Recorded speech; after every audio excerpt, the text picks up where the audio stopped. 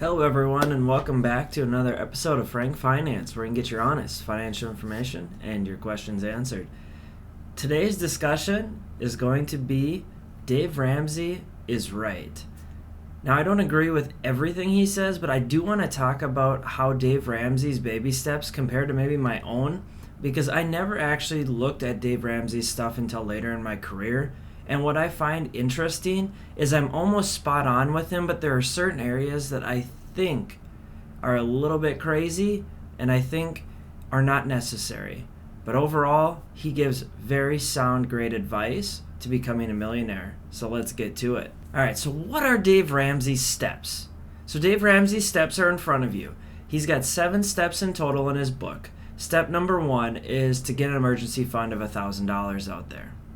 Step 2 is to start paying off debt in a snowball method, meaning you pay off the smallest debt first and then watch that extra cash flow come into your pocket so you can pay off the next one faster and faster. That's why they call it the snowball method.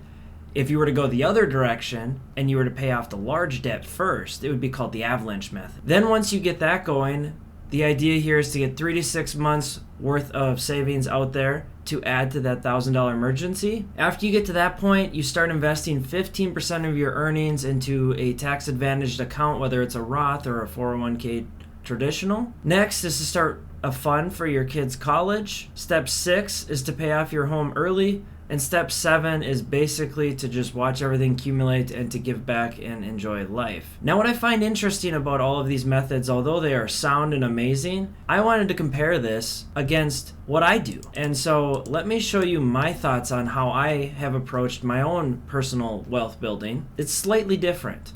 So for me, I have always wanted to hold 6 to 12 months of living expenses in my bank. If you were to lose a job or something comes up, I'm sorry, $1,000 isn't going to do anything for you. And in today's environment, $1,000 will not go very far.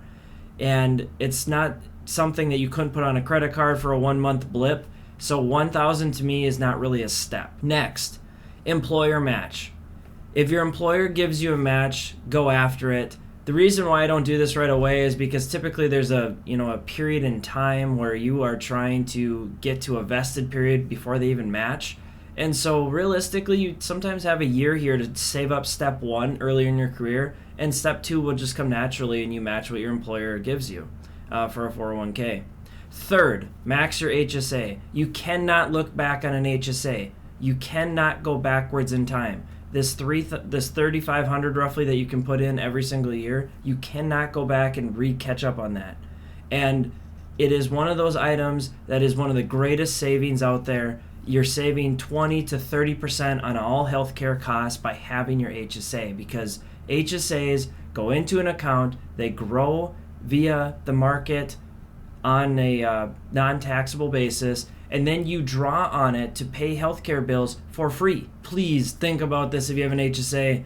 All of us at one point are going to have kids. We're all going to be in the hospital. Something's going to happen. And if it's not until you're 65, kudos for you. But you're going to love that nest egg that is there. Next, buy a house. This one might be controversial, but I will tell you one of the greatest reasons why my net worth has increased and why my life has gotten to a status that it has is because I bought a house early in my career. It's very scary to go put that kind of money down, but there are a lot of banks. Start talking with people, work with them about it. I put out plenty of videos on how I've saved tens of 20s of 30s of 50s of thousands of dollars on top of the sale of a home because I did this early in my career. And it looks scary right now with prices really high. That's literally because interest rates are lower. If you run literally a 20-year CAGR from buying a house back in 2001 to today, home prices are actually only inflating at like 2%. Don't quote me on this, but last time I looked at that, it's not crazy when you take in account for the interest rate. The interest rate is key because when you buy a home, it's about the total cost of ownership. If you buy a home for $500,000 at 4%, it's the equivalent of buying a house at like $650,000 at 3%. They all net to the same value if you stay there for the life of the loan. All right, enough on that. Next, I personally think that once you got the home rolling, this is when you start thinking about extra stuff, putting $1,000 into the market, increasing your 401k percent, kind of doing things that help better yourself. For me, I started making YouTube videos, and it is not paid dollar-wise, but it's been great for me to grow my public speaking and relate to people. So think about step 5 as your growth opportunity, whether it's put money in the market, grow yourself, or increase your 401k match. Step 6 for me, realistically, is if you've got a 30-year loan, pay it. I would rather pay a 30-year off sooner because of the fact that it does not have a good interest rate. Refinance it to a 15-year. Step 6 to me, I really don't care about because, in my opinion, I refinanced and then I also bought a different home at 2%. 2% on a 15-year. I am not paying that off when my bank account pays more in interest than I pay the bank. It just doesn't make any sense for me. Because that's real. That's actual dollars. I will not pay my house off early. And then step 7, which is what I would say me and my wife are at this point in time, is you have to live.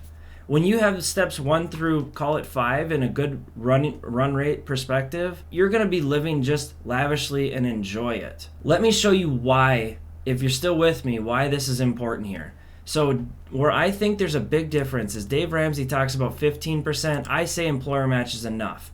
So if we go to the amortization schedules here, what I want to show you is that if you made $50,000 a year and you put 15% away and your employer match is 3%, and you grow at a 6% rate, which is below the S&P 500 by, probably 4%. But I don't want to include inflation. I just want to think current day. Do not inflate the 50,000. Do not inflate the growth. Let's think about things dollar for dollar and how we spend it today. If you started with nothing and you contributed just 15% of your salary with the 3% match, in 40 years, you will have $1.4 million in your account. Think about that. Anyone that makes $50,000 will have $1.4 million in their account based on historical factors. If you then draw on that $1.4 million, $50,000 a year, let's say that that's enough for you. You draw $50,000 a year, and you have a dividend growth factor on this account of 4%, so you move it into bonds and more like traditional value stocks in the S&P 500 maybe. 4% is very, very, very easy for you to attribute, or even REITs. You'd be getting $84,000 a year in dividends, which means $50,000, you can't drain that account. It's impossible. You will actually have more money by retirement than you did when you retired, which means you could start retirement in theory early, if you see where I'm going with this. So this is why I say if you just go with the 3%, so I moved it to 3%, so you just go with the employer match, yes, you will have $460,000. And then yes, when you draw on this, about 15 years, it will be basically draw, like to the end. This is why I'm not fixated in the first, call it 5 years of your career and going after the 15%. I will say you will want to increase this over time. Find a happy medium in the middle, like 6% or something. So even if I up this to 6%, just getting to 6% alone almost has it to where it's impossible for you to draw it out. Again, 50,000, 50,000, we're eliminating inflation out of the growth factor so that we are trying to think apples to apples. I hope all this information sheds some light on things. One thing I will say of Dave Ramsey is right. A lot of his stuff is spot on. I don't agree with it to the exact T, but everything that I've done in my career to grow my own personal portfolio and my net worth to what I would say is significantly above the average is because I followed those steps. So for all the haters out there, he's right. He's a little aggressive in certain things, but he's right.